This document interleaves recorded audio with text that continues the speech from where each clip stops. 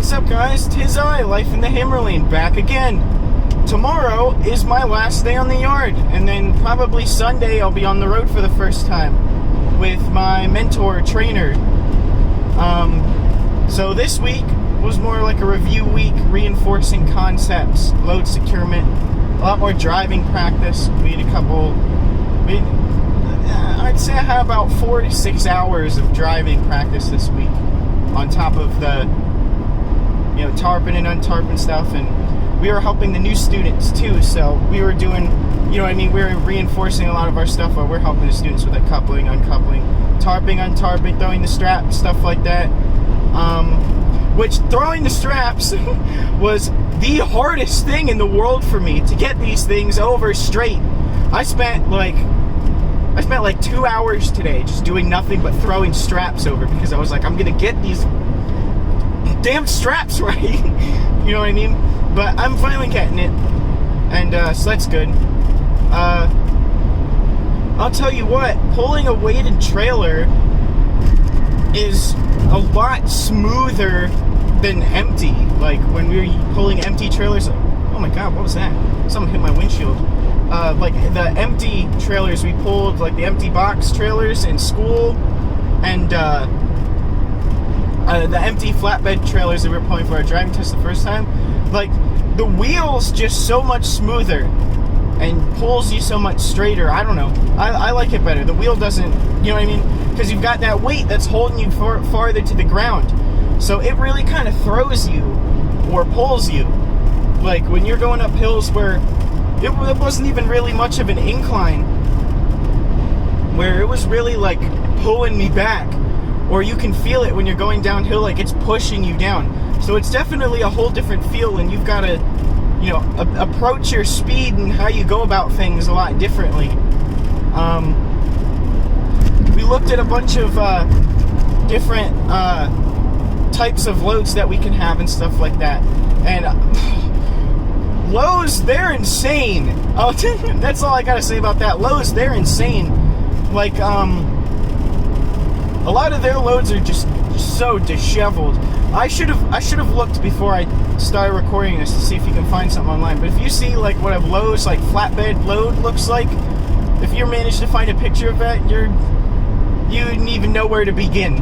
Like, so the company McElroy, they just say throw them every 5 feet. You know what I mean?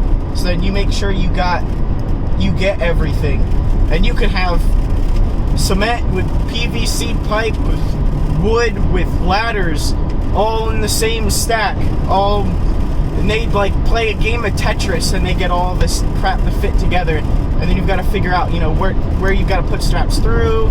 If you've got like piping, you can't really like go to town bringing those things down, or else you can crack them. You know what I mean? You just got to get them real snug. Blocking and bracing, because things can shift right forward and backward. So they were telling us to put 2 straps on the front and the back of your load, and that helps because if you smack your brakes too quickly, right, and you don't have a header board, which is on the front of your flatbed trailer, that load's just going to come straight forward, and it's going to slide and shift, and it can either get in the way of your turning radius, push all the way up, or it can come back, fall off, or it can go through the back of your, like right into your sleeper bay, and then you've got steel whatever that's just going right in your sleeper bay. So tomorrow we're going to take another test, which is kind of like the one that I did last week, but there's a couple extra things that they put on it, like we did wiper blades, how to change the lights, and the lights are real easy on like the trailer and stuff. All the trailer lights are it's just a thing with the light bulb in it that's secured, and then it's got a rubber seal around it, and then all you do is you just take a screwdriver and you just pop it out with a screwdriver, and then you just stick a new one in, and $1 is to it. And the wiper blade's the same as your car, you know what I mean? And this truck's riding me. I don't know if you can see him behind me. He got all up on me. What was it? 6 to 8 second following distance. He doesn't know what that is. So from here, right, tomorrow, I'm going to do that test. You know, the coupling, uncoupling, taking the tarps, folding them, throwing them on the trailer, all of that jazz. And then the lights and the wiper blades and stuff we did new. And, yeah, after that, we're going to figure out who our trainer is. Once we pass that, we get, I don't know if they ship it up, send it up, email from Cuba, whatever they do. But I'll find out who my mentor trainer is. And, yeah, then at the end of the day, I give him a ring or her a ring. Well, it's going to be a him because I'm a guy. But give him a ring, figure out what I'm supposed to be doing, when I'm going to meet them, and then I'm going to meet them somewhere. I'm going to go out and meet them at some place. And I'm assuming on a Sunday morning, afternoon, somewhere around those lines. And then, yeah, and then I'm just going for it. Like, I'm going to be with them, and they're going to show me, like, you know, in the field, load securement. I'm going to be doing, you know, most of the driving with them. And, yeah, I'm pretty excited, like, because this is where it gets into the real, like, meat and potatoes of the job, you know what I mean?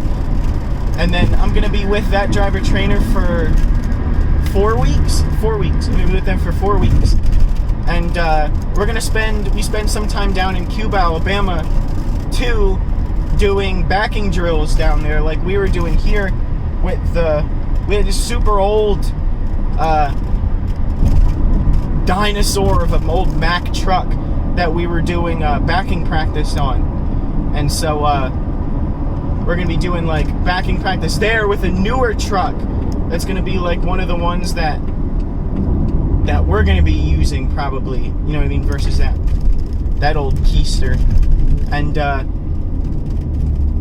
then we're going to take a backing test there, and then our driver mentor does stuff training with us, and they ask us questions and stuff that we got to know, you know, about like load securement, proper driving procedures, you know, like looking distance, following distance, that jerk behind me, he wouldn't have passed, stuff like that. And then, assuming that all goes according to plan through those 4 weeks, then this guy's riding his brakes. I don't know if you can hear that, but assuming that all goes to plan, then I go down to Cuba, Alabama after those 4 weeks, and then that's when I get assigned my truck, which they're saying is probably going to be an automatic. I don't know. We'll have to see. But hold on, let me get around this guy because he's going kind of slow. Okay, here we go. So yeah, I'll definitely keep, you know, updated about what's going on here and there, doing my thing, whatnot. So yeah, there's my review of the second week. I might make something tomorrow. We'll see. Maybe I'll make something tomorrow when I'm all done, because I'm probably going to be driving back home. I need to do an oil change in my car anyway. I picked the closest available trainer. You could pick closest available, smoking or non-smoking. So, yeah, we'll have to see who I get tomorrow. I'll make an update. It's starting to rain. Alright, I gotta get gas, get back to the room before it starts really pouring down. So, catch you guys later. See ya.